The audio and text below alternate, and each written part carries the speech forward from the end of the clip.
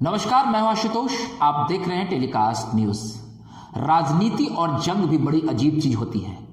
जो परिस्थितियों को अपने बस में कर लेता है वो जीत जाता है।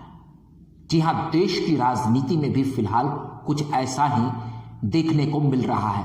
इंडिया गठबंधन के भीतर मचे सियासी तूफान ने यह साबित कर दिया है कि स्वार्थ से परे यह गठबंधन नहीं है। इंडिया गठबंधन के अंदर जितने भी घटक दल हैं वो सीट शेयरिंग को लेकर काफी हल्ला मचा रहे हैं। फिलहाल अगर हम बिहार की बात करें तो यहां पर जदयू ने सीधे तौर पर ऐलान कर दिया है कि जितनी सीटें उन्होंने पिछले लोकसभा चुनाव में जीती थी उन सभी सीटों पर वो चुनाव लड़ेगी। जी हां, 2019 में जदयू ने 17 सीटों पर चुनाव लड़ा था जिसमें 16 सीटें वो जीत गई। जदयू का यह मानना है कि अगर वो इन सभी सीटों पर लड़ेगी तो उनकी जीत सुनिश्चित होगी और उसने किसी से नहीं पूछा, सीधे तौर पर ऐलान कर दिया है कि वो 17 सीटों पर बिहार में चुनाव लड़ रही है जितनी सीटों पर पिछली बार लड़ी थी।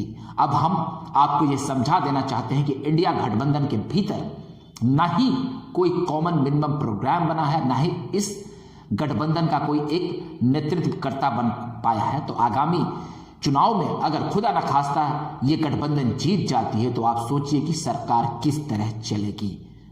जी हां, फिलहाल जो परिस्थितियां दिख रही है उसमें यह लग रहा है कि कांग्रेस की नैया इन क्षेत्रीय दलों के बीच में डोल रही है। तमाम छत्र पार्टियां जो कांग्रेस के भीतर है वो कांग्रेस को आंख दिखा रही है। चाहे आप बात ममता बनर्जी की पार्टी टीएमसी की करें, अरविंद केजरीवाल की पार्टी आम आदमी पार्टी की करे, बिहार में जदयू की करे, या राजद की ही बात कर ले, या और स्टालिन की पार्टी की बात कर ले आप, तो ये आप समझ लीजिए कि कांग्रेस के लिए एक फजीयत और मुसीबत का दौर है, क्योंकि राष्ट्रीय स्तर पर कांग्रेस की जो पार्टी है वो पूरी तरह से संगठित नहीं दिख रही है और ये राजनीति का मिजाज है जो आपको समझना होगा। आप जरा सोच लीजिए कि ये गठबंधन अगर चुनाव जीत कर आएगा तो फिर उसके बाद क्या होगा, क्योंकि चुनाव पूर्व इस गठबंधन को चलाने के लिए और उसे संभालने के लिए एक नेतृत्वकर्ता की जरूरत है, जिस नेतृत्वकर्ता को इस पार्टी के भीतर कोई मानने के लिए तैयार नहीं है कि हमारा नेतृत्वकर्ता कौन होगा। पहले तो यह खबरें उठी कि नीतीश कुमार संयोजक बनाए जाएंगे, बाद में बंगाल की मुख्यमंत्री ममता बनर्जी ने मल्लिकार्जुन खड़गे का नाम आगे कर दिया कि वो प्रधानमंत्री पद के उम्मीदवार होंगे, मतलब इंडिया गठबंधन का वो चेहरा होंगे।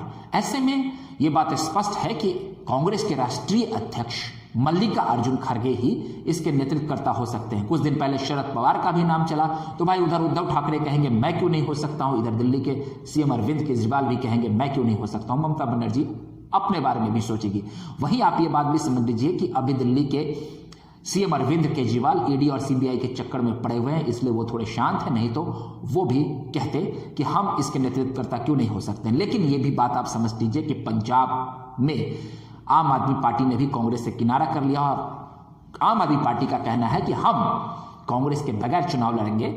और अन्य राज्यों में भी, हरियाणा, गोवा और भी अन्य प्रदेशों में आम आदमी पार्टी का ये कहना है कि वो कांग्रेस के साथ वहां स्थानीय गठबंधन नहीं करेगी, केवल दिल्ली के लिए ही वो कांग्रेस के साथ गठबंधन करेगी और आगामी लोकसभा में मिलकर चुनाव लड़ेगी। उधर बंगाल में भी अधीर रंजन चौधरी जिस तरीके से ममता बनर्जी के पार्टी पर हमलावर है, आप समझ सकते हैं कि इंडिया गठबंधन के भीतर कैसी स्थिति हो चली है। लेकिन आपको मैं ये बता देना चाहता हूं कि जिस गठबंधन में इतने दल हैं और इतने चेहरे हैं और कांग्रेस अकेले उस नेतृत्व के भार को नहीं संभाल पा रही है और कांग्रेस के नेतृत्व को ये पार्टियां दरकिनार कर रही है, खुद ऐलान कर रही है, उसका उदाहरण आप देख सकते हैं कि बिहार में जदयू के एक प्रभावशाली मंत्री जो नीतीश कुमार के काफी करीबी हैं, विजय चौधरी, उन्होंने आज सीधे तौर पर एक प्रेस कॉन्फ्रेंस किया और उन्होंने ऐलान कर दिया, विजय चौधरी ने, कि हम इतनी सीटों पर यानी कि 17 सीटों पर चुनाव लड़ रहे हैं जितनी सीटों पर हम पिछली बार चुनाव लड़े थे। बात अब हैसियत तक आ गई। उन्होंने ये भी कहा कि जिसकी जितनी हैसियत है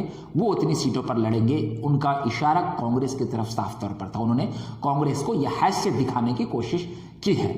ऐसे में आप ये समझ लीजिए कि अगर ये गठबंधन सत्ता में आएगी तो क्या होगा। सत्ता पूर्व ये एक आपसी समन्वय नहीं बना पा रही है तो देश कैसे चला गया। आप ये मत समझिएगा कि हम एनडीए या भाजपा के समर्थक हैं।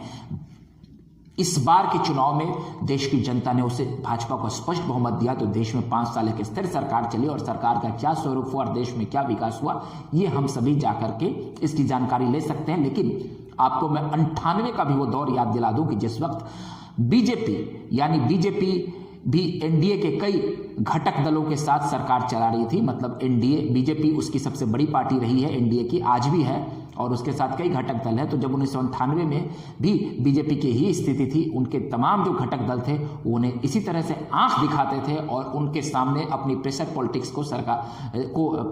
को रखते थे और सरकार को अस्थिर करते थे। एक बार तो अटल बिहारी वाजपेयी की सरकार गिर गई, दोबारा फिर उसे बहुमत मिला। लेकिन फिलहाल जो परिस्थिति दिख रही है उसमें भी कांग्रेस के हालात अच्छे नहीं दिख रहे हैं। अगर इंडिया गठबंधन सत्ता में आती भी है तो कांग्रेस को अकेले दम पर सत्ता नहीं मिलने जा रही है और उनके जितने भी घटक दल है उन्हें किस तरीके से पानी पिलाएगी और उन्हें कितनी फजीहत करेगी आप समझ सकते हैं। लेकिन फिलहाल जदयू ने जिस तरीके से कांग्रेस को प्रदेश में लतार लगाई है और उन्हें उसकी हैसियत दिखाने की कोशिश की है, और साथ ही साथ नीतीश कुमार ने भी राजद को दो टुक ये ऐलान कर दिया, राजद के सामने ऐलान कर दिया है कि भाई हम कॉम्प्रोमाइज नहीं करेंगे।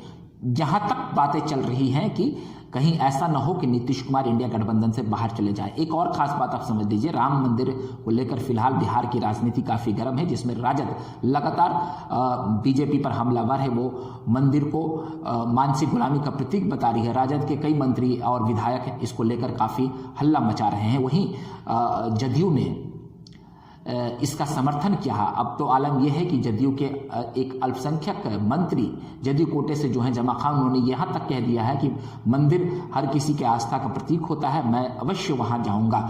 और राजद लगातार इस पर हमलावर है और वहीं जदयू लगातार राम मंदिर के समर्थन में बयानें दे रही हैं और राजद और जदयू के बीच भी तलखियां बढ़ी हैं। तो ऐसे में आप समझ सकते हैं कि ऐसा ना हो कि इस गठबंधन पर किसी की नजर लग जाए और नीतीश कुमार इस गठबंधन से अलग हो जाए, क्योंकि सीट शेयरिंग को लेकर के नीतीश कुमार की पार्टी ने जिस तरीके से अपना ताकत दिखाया और जिस तरीके से उसने ऐलान कर दिया है, उससे ऐसा लग रहा है कि ये पार्टी आक्रामक मोड में है और बिहार की राजनीति पर अब काफी नजर रखनी होगी, क्योंकि यहाँ पर कभी भी कुछ हो सकता है। बहरहाल आपको हमारी वीडियो अच्छा लगा हो तो आप उसे लाइक, सब्सक्राइब और शेयर करें। अपना प्यार हमें दे। अगली बार हम फिर नए वीडियो के साथ आपके सामने हाजिर रहेंगे।